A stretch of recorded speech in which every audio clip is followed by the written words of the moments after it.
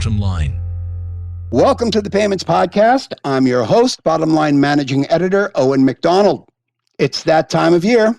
Industry experts are being asked to make prognostications about the future of every trend in payments. On the Payments Podcast today, we'll be more focused. We're keeping our conversation to four main topic areas: the progress of instant payments, major technical deadlines banks and corporates face in 2025, movements of generative AI in business banking and payments, and the uptake of B2B embedded finance. We may take a couple of side trips, and that's okay too. Joining me are two widely recognized experts on the complexities of business payments and B2B banking. Jessica Cheney is Vice President of Digital Banking Solutions and Head of Product Management at Bottomline. Frederic Viard is Principal Product Manager of Financial Messaging at Bottomline. Jessica is covering the North American perspective today. Frederic will give us the UK, EU, rest of world outlook. I'm not going to waste one more second of my good fortune that both of these people were available today. Jessica Cheney, Frederic Viard, welcome to the Payments Podcast. Thanks, Owen. Thank you. You both have strong opinions on instant payments. For example, Frederic, you've said that all new payment methods carry risk, including instant payments, and that part of introducing new payment types is mitigating that risk up front. Jessica, I've asked you a couple of times, and you're adamant that faster payments do not equate to faster fraud. Fred, to you first. What are the major risks of instant payments and how do we mitigate them? I would say that, yes, as soon as you have a new payment method, a new rail, then it will come with new risk, with new attempt of fraud. And this is the case for any new payment method. It is not typically related to instant payment. So each method has its own risk. I would say in instant payment, one of the major risk is about speed, because you have the notion of settling the payment in 10 seconds. So you can re-forward the payment to another place. So you can have a very long chain of payment, which are very instant. And then since they are settled in a very short time, so it becomes difficult to track the chain of payment. So the payment can disappear from your radars quite soon because it has bounced back across multiple accounts on multiple rails. So I think this is one of the big risks is to not be able to have an intervention in the middle of the flow because the flow is going very fast. That said, we see that there is new tools to mitigate risks that goes together. This is not one single thing that will help prevent fraud. So you need to have some tools, some indicators at several levels. So of course you can have sanction screening, but you need also to monitor the payment. Is it a usual payment with a usual destination? Is it a payment which has been processed by usual IP address? The amount, is it something that you are doing usually? So we will need to monitor the payment as a whole, not only from one angle, but from multiple angles with multiple indicators, and the global score will tell you if it's a fraud or not. But for instance, in Europe, we have seen that some market infrastructures, when SEPA INS, the instant payment mechanism in Europe, has started, we have seen at the beginning up to 6 times the number of attempt of fraud, 6 times higher compared to traditional payment, which is quite high. So there is a need to add additional rules and tools to prevent that. One of them in Europe is VOP, verification of payee. Then you can control the IBAN, the beneficiaries. But again, it goes with other tools to monitor the global risk in terms of payment behavior and user behavior. So I would say, yes, new risk, speed is one of them. New tools to mitigate this risk, to de-risk the transaction. And we are still building new tools to really, have a global overview of the payments in order to mitigate all aspects of the fraud that can come across this payment. Okay, de-risking the transaction. I love it. Jessica, I've asked you a couple of times, and you've been adamant that faster payments do not equal faster fraud. Fred's just told us about some of the pitfalls of it, but what I'd like to ask you about is the benefits that we're gaining as instant scales. But we know better liquidity is one. I hear that all the time. What are some others? What's your outlook on this? You're an optimist. I am, but before I jump into answering that question, I want to respond to what Frederic mentioned. And I do think that he highlighted why I don't think faster payments means faster fraud. Because it is an operational mind shift, there is no reason, because a payment actually settles within seconds, that all of the best practices around fraud mitigation go out the door. As long as we as an industry continue to practice all of those best practices around fraud mitigation and continue to think about how new tools need to be introduced to help offset the potential for fraud getting into any new payment type, then faster payments don't necessarily mean faster fraud. So having said that, I will move on to answering your actual question. There are a lot of benefits to instant payments that have been proved out in the rest of the world, and the U.S. are now just starting to recognize this. We've talked about liquidity. Improved cash flow is really what that comes down to. Having the ability to hold on to your funds to the absolute last minute before they need to be paid, or to be able to hold on to it till the absolute last minute that you could take advantage of a trade discount. I also think that on top of that, there are a couple of other things. Customer experience, right? We all expect immediacy now in our consumer lives. There is no reason that shouldn't translate into the way that businesses pay and expect to get paid. So being able to utilize that immediacy in that context is really important. I also think that there are benefits from a operational perspective that go beyond just cash flow. One of the big use cases in the US that has really emerged first for real-time payments is instant access to payroll. So being able to attract employees or just operationally support more of the gig economy with these new payment types is really important. And the last piece that I think gets a little lost, but we'll kind of, I know one of the other topics that we want to talk about is ISO 20022. One of the things that real-time payments, at least in the US, because they are based off of the ISO format, one of the benefits is the conversational aspect, meaning that there are both more data fields as well as more message formats that are supported around real time that allow the exchange of information between a payer and a receiver to be done not only instantaneously, but from a deeper, richer perspective. I can ask a question that I have about a receivable or a payment that I've received that doesn't match an outstanding invoice within the payment rail. That is, an amazing benefit that I don't have in any other payment type today. Right. Well, you jumped into ISO, and I'm glad you did, because technical deadlines in 2025 are going to be a big deal and a heavy lift for some people, it seems. So, ISO 20022 was a talking point for years now. Banks and financial institutions are facing urgent 2025 deadlines. They're bound to create disruptions.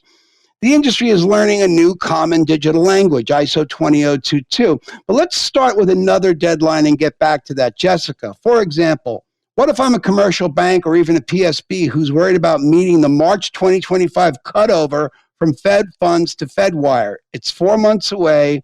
Give me a quick backgrounder on the cutover itself, if you would, and then tell us what's the smart move if you've fallen behind on that.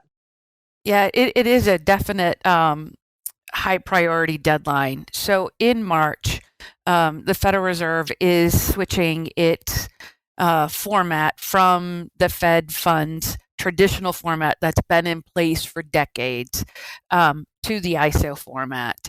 I think at this point, banks are scrambling to meet that March deadline. And if you are in that position, there are a couple of things that you really need to do, and that's prioritize the things that you have left to get completed, whether that is end-to-end testing from any of your front-end solutions that originate wires to your wire systems that actually enter the wire instructions to the Federal Reserve. That really needs to be prioritized.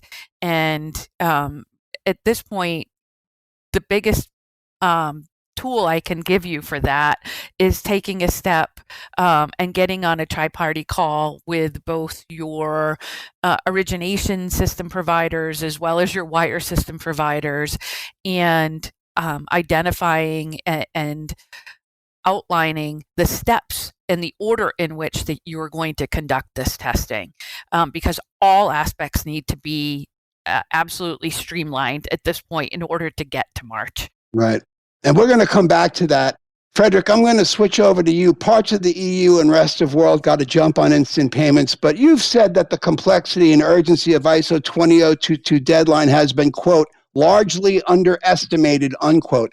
I'd like you to explain that along with your concerns for rest of world when it comes to technical deadlines, starting with ISO, but there's also CBPR Plus and SWIFT in next November, regions like Switzerland with mandatory instant payments. So if you're a bank concerned about your modernization roadmap, what are smart ways to catch up? Okay, so there are several items in the question. Yes, but there is one common thing: is all the new initiatives in payments, they are all based on ISO 20022. So this is the new format for any new initiative, whatever it's cross-border, domestic, wherever in the world. This is always based on ISO 20022. This is really the new language that everyone has to accommodate in order to be ready for these for the next initiatives and the new payments environment, which is growing for now. I would say that back to the point around fraud, ISO 20022 being much more structured in terms of data and much more rich in terms of data as well, will help to better mitigate fraud, because there is, you have the details of each transaction is much more precise. It is machine readable, so you can implement system that will auto learn what has to be done and so on. So I think that the underlying standard is really important for any, let's say, new initiatives. And if we go to artificial intelligence, this is the same. So the richer data, more structure will help to build much more, let's say, ad hoc solution, much more on-purpose solution. I think it's really a key element of that. When I said that it has been underestimated, it's because, let's say, we have every year at Swift, there is a new release, which is a format release. So you have new fields, which are, let's say, new format, new lengths, new type of fields. But this is, let's say, an ongoing thing, which is more or less the same for the last 20 years. So everyone is very used to have these changes, but inside an existing empty format, which is the format used today. ISO 20022 is much more than this. So it has been perceived at the beginning as just another standard release as it is usual on a yearly basis, but it's not. It's much more than this, because this is a new syntax, a new content, a new way of structuring field, a new way of capturing information. So this is something which is not only at the messaging interface or at the wire interface. This is something which percolates. It has ramification across multiple systems that need to understand ISO 20022, for instance, reconciliation, matching, sanction screening. A lot of systems are impacted by ISO 20022, and these maybe has not been perceived since the beginning. So now that all the people know that, ISO 20022 is not just a messaging interface, it's something which has ramification inside the bank. So it needs everyone, any service, compliance, messaging, payment, to be aligned on the same goals, which is to support ISO 20022, because it will have ramification. And then if we go to instant payments, which are based on ISO 20022, then you have the notion of having the availability of your instant payment system on a 24/7 basis. So it needs to revisit a lot of systems which are not 24/7. Cash management, liquidity management, saldo master, all of that at one point will need to be able to cope with a 24/7 requirement. So we can see that ISO 20022 is one building block of a bigger transformation around availability, speed, user experience. So this building block is here to stay. It will be the ground for any new initiative, whatever it's for payment, cross-border, domestic, but also for the user experience, also for artificial intelligence, also for having a better machine-readable information, so faster, less friction. So all of that will come on top of ISO 20022, which is really a basic building block for all of that in terms of transformation of the payment industry. Understood. Jessica, any thoughts to add on that, on the ISO 20022 and technical deadlines? I think Frederic covered almost everything I would have to say about that, other than, that time is ticking. I know a lot of banks have talked about, is the Federal Reserve going to extend this deadline? My personal opinion is that they are not going to. We have literally kicked this can down the road for over a decade in the US, and this is really an impetus to get up to the global standard. So I don't see the Fed extending this deadline. So just with regard to Swift CBPR Plus, so we had a webinar with Swift last week, and they clearly stated that they will not change the deadline. So November 25 will be the date where you will be on ISO 20022 for CBPR Plus. So the date will not move. Right, you are, Frederic and Jessica. So there's no getting away from that. Moving on, we'd be remiss if we didn't discuss generative AI. We can't even have a conversation. It's already come up 3 times. So much press has been devoted to Gen AI. Starting with you, Jessica, you recently told me that most banks are still trying to figure out what they would even be comfortable using Gen AI for, setting it loose on their banking data, what have you, noting some of the biases and hallucinations still found in AI tools, generative AI tools. Even credit decisioning, new account acceptance using Gen AI is concerning. But the banks that figure it out first will have a powerful differentiator. How does this impact banks in North America in the near term, Jessica? Yeah, thank you, Owen, for asking this question. It was really important for us to understand where our bank customers were thinking. So at our recent customer advisory forum, I posed the question. And frankly, I got a lot of blank stares, but then some shared that really AI is being explored within every single one of these banks. However, it is not necessarily generative AI. What they are looking for AI to do is really help in some of their automation tasks, some of the fraud investigation, anywhere where automation can help increase their efficiency. They're very comfortable with it.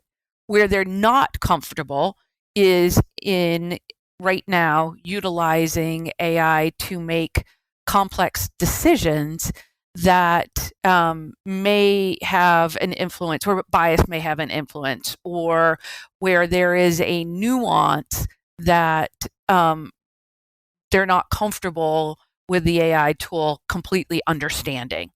So there is sort of a bifurcation of the way banks are thinking about AI. They absolutely see it as a huge efficiency gain. Communication can be improved easily by utilizing AI in the right manner. But when it comes to making decisions, they're still very cautious about things that they're going to introduce it for. Now, your question was, will the bank that first embrace this, have a jump start in the market?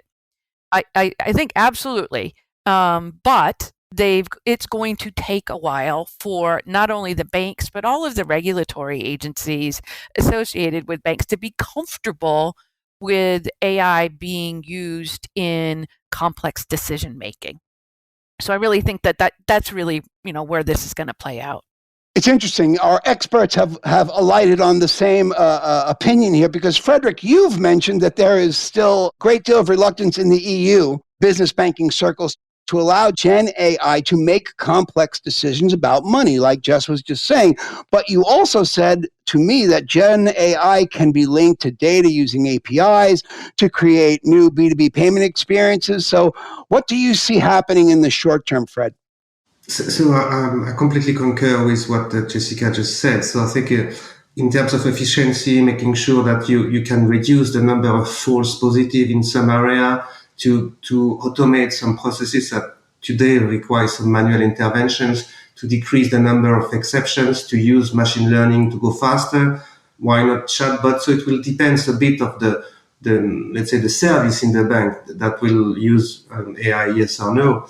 So yes, efficiency definitely yes. I think, as Jessica said, as soon as it is about taking decision about investments or defining a new route or whatever, there is still some psychological, let's say, reluctance to give this responsibility to an algorithm instead of to give that to a human, even if statistics show that the machine is doing sometimes better than the human, but definitely AI will grow inside the world in general and in the banking world in particular. So it will come. It is already here in many aspects, many services. It will probably percolate into other services, but there is a need to really make a transformational mindset in terms of how AI will really take decision about investment, about routes to payment and things like that. So I think it will take some time to give this responsibility to artificial intelligence in the future.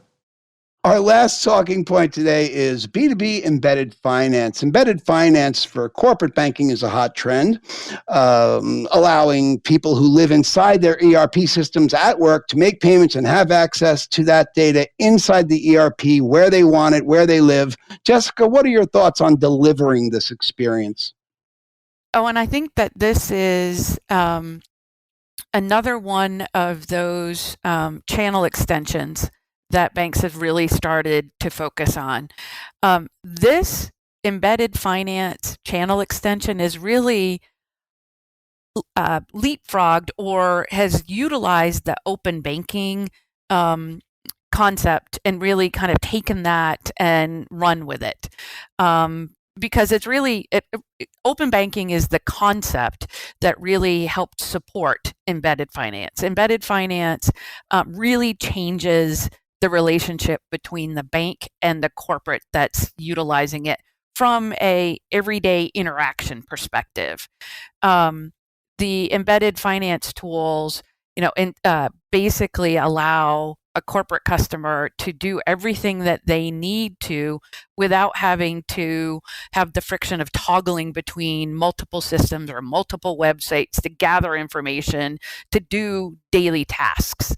So the banks that take advantage of this and embrace this, and the term we've used is bring their brand into the ERP, are really the ones that are going to have a lot more success with this. Those that continue to sort of fight it and just corporations will find ways, and the ERP systems themselves will find ways to make the data capture much more efficient with or without the bank. So our thought on this is to fully support our banks in providing a seamless channel experience. There are times where a corporate that is even a very heavy user of an embedded banking solution or embedded finance solution in their ERP may need to continue to go to the bank's website for a piece of information that the ERP just doesn't have. So it's really important that that experience stay in sync, right? The worst thing that can happen and can potentially be a risk if the bank is not participating in the embedded finance with the ERP is the data can be out of sync. And that will just be a customer service nightmare for a bank. So that's why I think that banks that embrace this new channel extension not only will increase their customer satisfaction and customer success, the likelihood of having a data sync problem is drastically reduced. Frederic, you have said you believe personalization will be a big force in B2B banking. Is B2B embedded finance one way to personalize and create a beneficial experience around performing payment tasks from inside the ERP, as Jessica was talking about? What are your thoughts on the importance of embedded B2B payments? I think we can, as Jessica said, so I think the notion of open banking is something which is really moving. So it started with the banks, but of course it will reach the corporate and the end user, so the global ecosystem. We sometimes talk about composable finance, so the possibility to take several services, most probably via APIs, to consolidate some information, to integrate information from other platform, other system within the workflow to create a new experience. And based on that, of course, we can, let's say, drive some, personalizations or some suggestions to propose some rates which are more efficient and so on. So I think it will come with the aggregation of multiple data source, information sources in order to really compose an experience that helps to go faster, to remove frictions, and at the end of the day, which improves the customer experience. So embedded, composable, something that you can take easily from other provider, other platform, other SaaS services, is definitely something that will grow in the near future to help remove frictions and to improve customer experience. I hope you were paying attention, because the ideas and opinions we just heard will be extremely useful to your operations now and in the immediate future. Luckily, you can replay this episode. It'll be worth it. A very big thanks to Bottomline's Jessica Cheney and Frederic Viard, to our amazing audience that grows every day. Thanks for listening. Don't forget to subscribe and catch us again on your favorite podcast platforms, including Apple, SoundCloud, and Spotify. Bye for now.